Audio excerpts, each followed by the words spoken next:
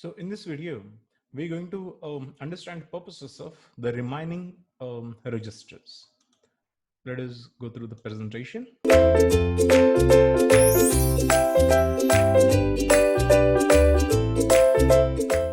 So here we did till address register, right?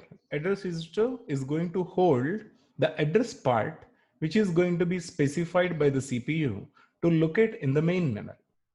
So after which, let us talk about the purpose of the instruction register. This instruction register is the register which holds the current instruction which is getting executed concurrently. Now, okay, what does it mean? This instruction register is a storage provision for the current instruction that is getting executed in a program.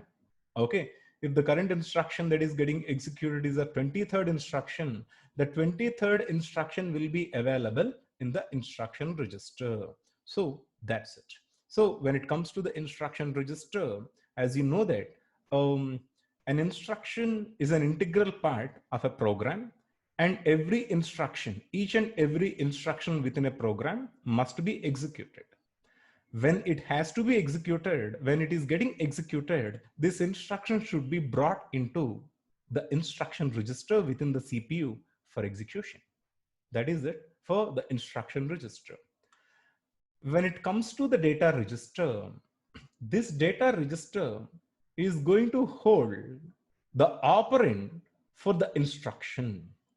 Let us look at how the instruction is going to look like.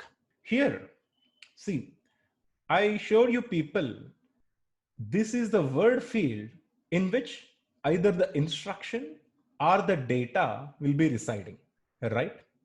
Okay, so when instruction gets executed, this instruction will be transferred to the instruction register. But if you want to execute the instruction, there has to be a corresponding data element should be fetched from the main memory. Okay, so this data element will be held in the data register. As the instruction register holds the current instruction is going to perform an operation. In order to perform an operation, we do require a data operand. Okay, so this data register is going to hold the current instructions data operand on which the operation is going to be performed. Okay, so now then what is accumulator?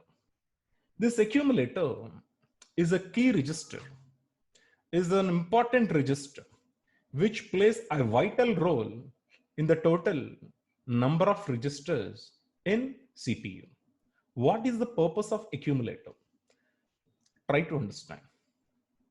There are several things that are needed to be understood about the accumulator. The thing is, when we discuss about an instruction, this instruction should be performing an operation, right? For an example, this instruction will perform, let us say, add A comma B. Okay, add A comma B. So this instruction will eventually perform an operation that is addition. Okay, this addition will be performed on two operands. One is A, one is B. Try to understand. In this design of single accumulator organization, you will have an instruction look like this. That is add A. What is add A? Addition will be performed on A. But you know that any arithmetic operation, in order to execute any arithmetic operation, we do require two operands. Okay, so here in this instruction, we do get only one operand. The second part is the implicit accumulator. So try to understand that. Let us discuss to the extent that is required to understand at this stage. This is an instruction.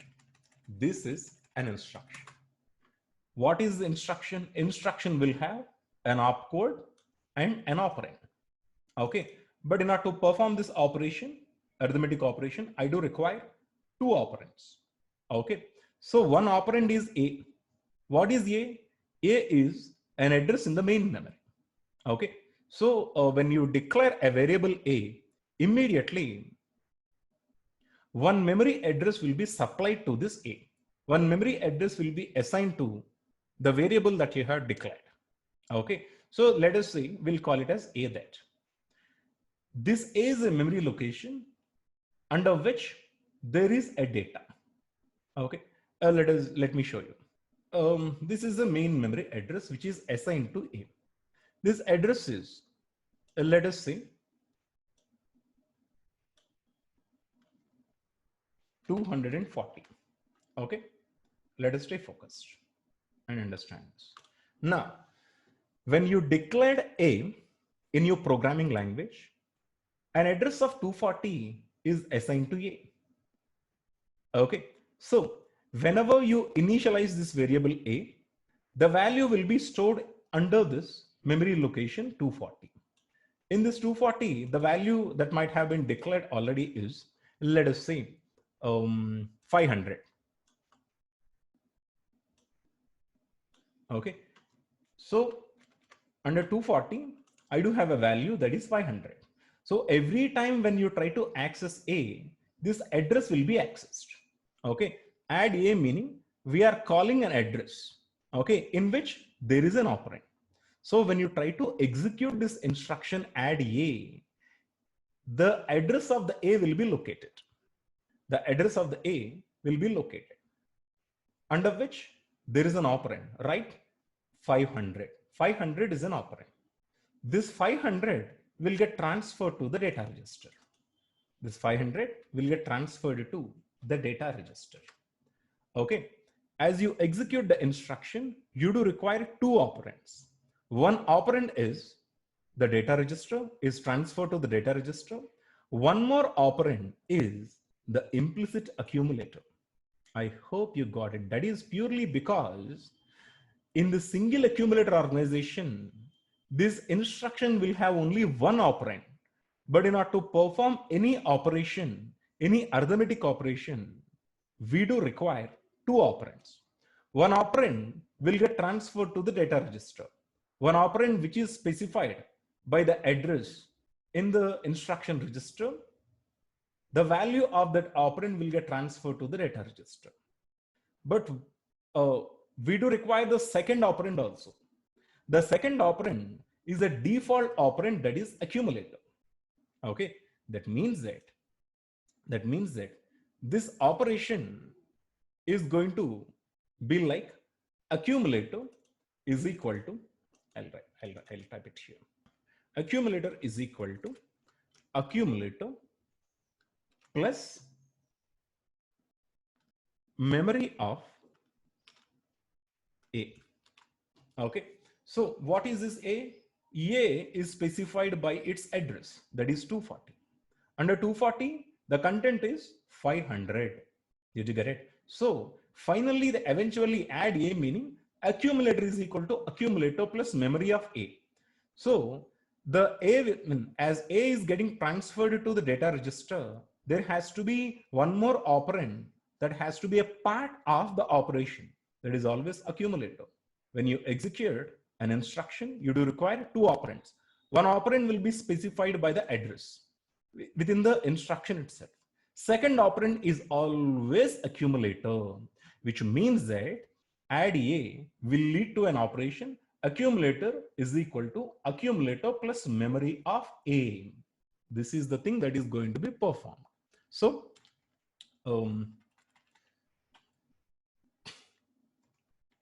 just try to understand once again. Initially, program counter is going to store the address part of the next instruction. Address register is going to hold the addresses which are being referenced by the CPU that are needed to be located within the main memory, and the instruction register is going to hold the current instruction that is getting executed.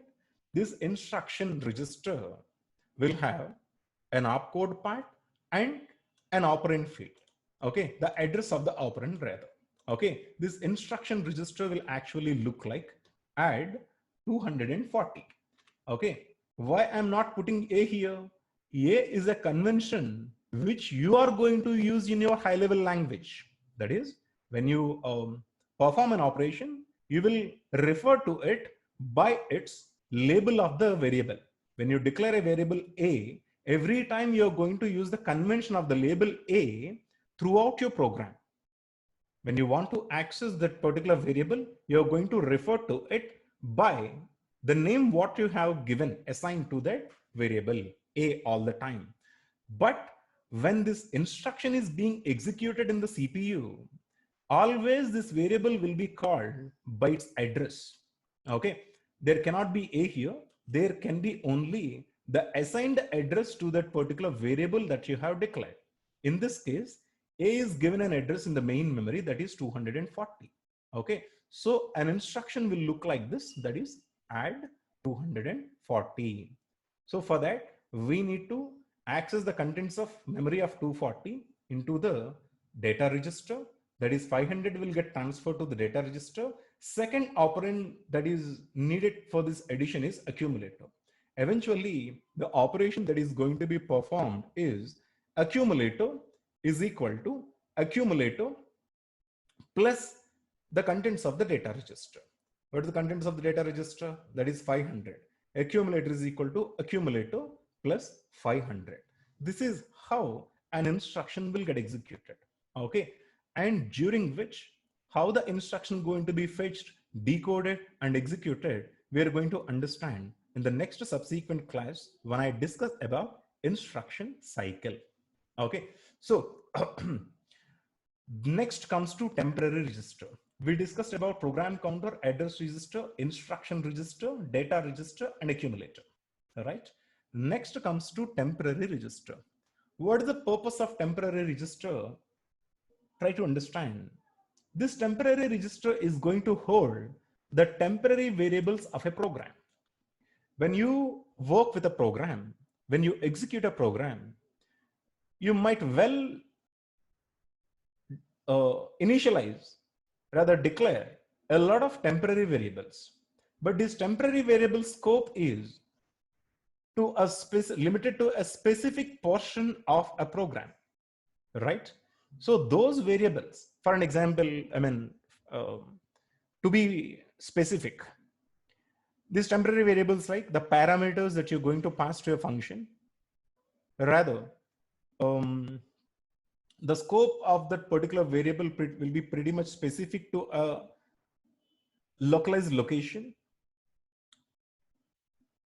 And I'll give you an example. Let us take when you declare a function, you're going to pass the parameters. This parameters scope is only to that function, right? This will be pretty much local to that specific function. Though any of such variables available in your program, when such functions are getting executed, those temporary variables, one at a time, will come and reside within the temporary register.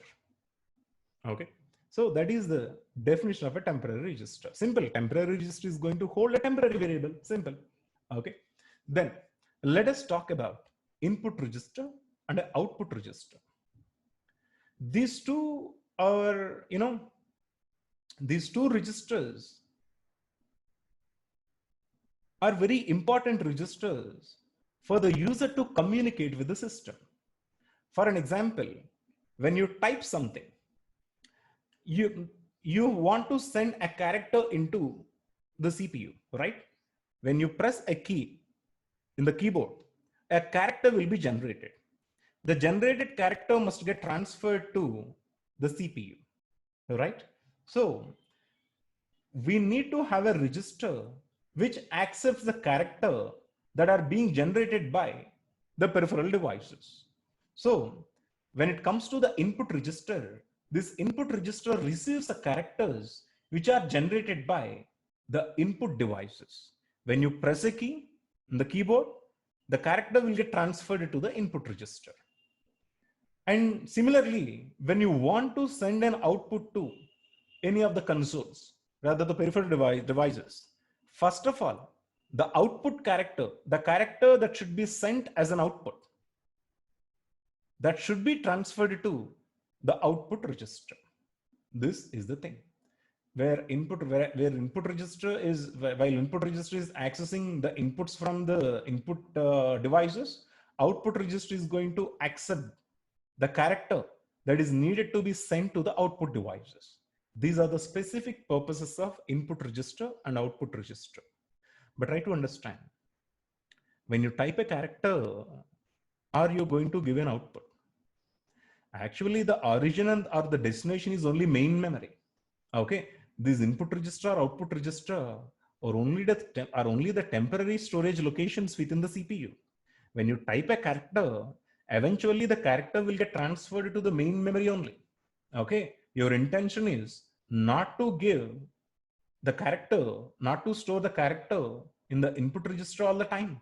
Your intention when you type a character to transfer this to the main memory. Okay, similarly, when you want to get an output, the output will be initially available in the main memory. Okay, so data's either origin or destination is eventually main memory only, not these registers. Whenever you talk about data, the data should always be stored in the main memory. That is it. Okay, so input register accepts the characters from the input devices, from the input register to the main memory eventually, and finally this will get transferred. When you want to give an output from the main memory to the output register, it will get transferred. From the output register to the peripheral devices, the final transfer is going to happen. This is what all about input register and output register. Now, let us talk about the sizes of each and every register. The sizes of each and every register. When it comes to the sizes, the registers, I told you people, the sizes of registers should be equal to the architecture size. Architecture size is 16 digit. As I already told you, the architecture size is 16 digit. As the architecture size is 16 digit, all the register sizes must be equal to 16 digit. But there is an exception here. Only those register which holds the data part in the word part of the memory should be equal to 16 digits. But there are a few registers which requires to hold the address part of the main memory. For an example, program counter will store the address part only, right? The program counter is going to store the address part of the next instruction. So for that, program counter need not be 16 digits. Rather, program counter should be equal to the size of an address in the main memory. The size of the address, as I already told you, equal to 12 digits, because 4096 is equal to 12, and any of the locations in the main memory will be represented by 12-bit address. So the program counter and the address register, as these two are talking only about the addresses, are storing only the addresses, these required to be just 12 digits. You can clearly see there are 12 bits only. But when it comes to the instruction register, temporary register, data register, accumulator, these are going to deal the data elements. Either it could be an instruction inside in the word field. What can be stored? In the word field, either you can store the instruction or you can store the data, right? I divided main memory into two parts in my previous class. One is instruction portion, one is instruction part, one more is data part. Okay, but nevertheless, anyhow, inside word field is of 16 digit. The word field can contain instruction in the instruction part. The word field will contain data in the data part, operands in the data part of the main memory. So whenever you use the registers which are going to access the word part, all those registers must be equal to 16 digit in size. Okay, so instruction register is of 16 digit, data register is also 16 digit, accumulator is also equal to 16 digit. But input register and output register, what is the size? Try to understand. This input register and output register will also talk about the sizes. When these talk about the sizes, you may think that this input register and output register are also does also talk about the data part only. When you talk about this data part, you will think that these will hold these are of size 16 digits, but these will never be of 16 digit size, because these input register and output register are based on the data formats that are supported by the peripheral devices. Simplest thing, in order to put it very simple, input register is going to accept the characters from the input devices. Output register is going to send the characters to the output devices. Peripheral devices will support only 8-bit characters, not a 16-bit characters. Peripheral device, either they can send or can receive only 8-bit character at a time. Okay, so this either input register or output register should be of only 8 digits, because peripheral devices doesn't support the data which is more than 8 digit at a time. Okay, and why peripheral device cannot support more than 8 digit at a time?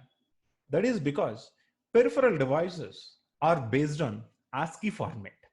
You know that the peripheral devices supports only ASCII format. What is ASCII format? ASCII format is of 7 digits. Okay, that is capital A. When you type A, this A is equivalent to 65. 65 is a 7-digit binary number. Okay, so 65 to 26 will be equal to 91, if I'm not wrong. 65 to 26 is 91. 92 onwards, capital letters. 65 is a small a, 92 will be the capital A. So small letters, capital letters, and the special characters will be in between 65 to 127. I'll write it here. Peripheral devices will support only ASCII format. ASCII format is equal to from 65 to 127.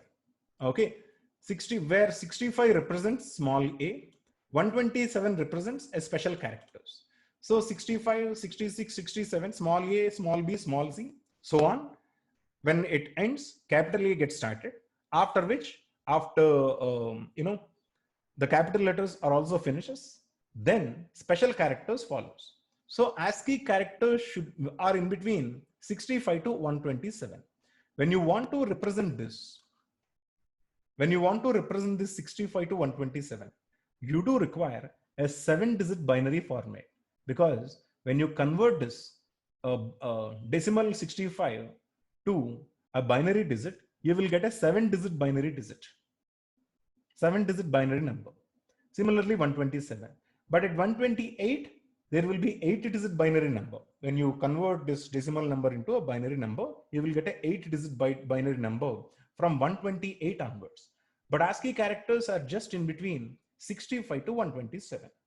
That is the reason why the input register and output register should only be equal to 7 digits.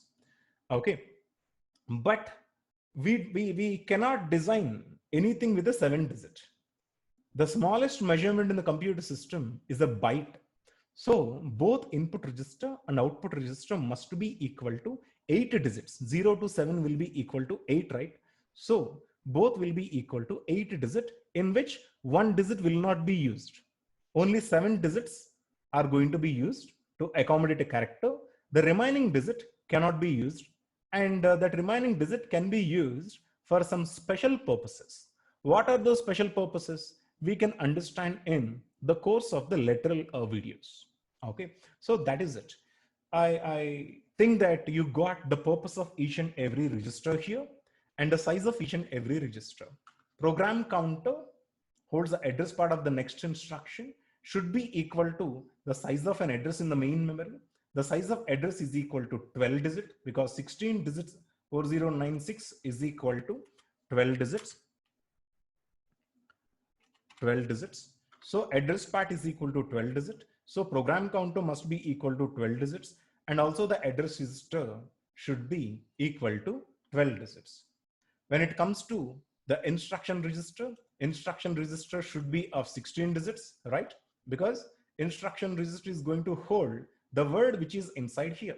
So the word is equal to 16 digit. So the 16 digit instruction will give you 16 bits in the instruction. So this is 16-bit instruction register. I can't say this. This is instruction register. Okay. Now, this is then data register is also equal to 16 digit. Accumulator is also equal to 16 digit, because all these registers are storing the words which are available here. Okay. Temporary register is also going to be 16 digit, but input register and output register are of size which is equal to 8 digit, because input register and output register are based on ASCII format. ASCII format is of just 7 digits, but 7-digit format is not available in the system. At least one register size must be equal to 1 byte. So 1 byte is equal to 8 digits, in which only 7 digits will be utilized to accommodate a character, ASCII character, and the remaining digit, we are going to use it for some special purposes. Okay, this is it for this video, in which you got to understand the sizes and the purposes of these registers.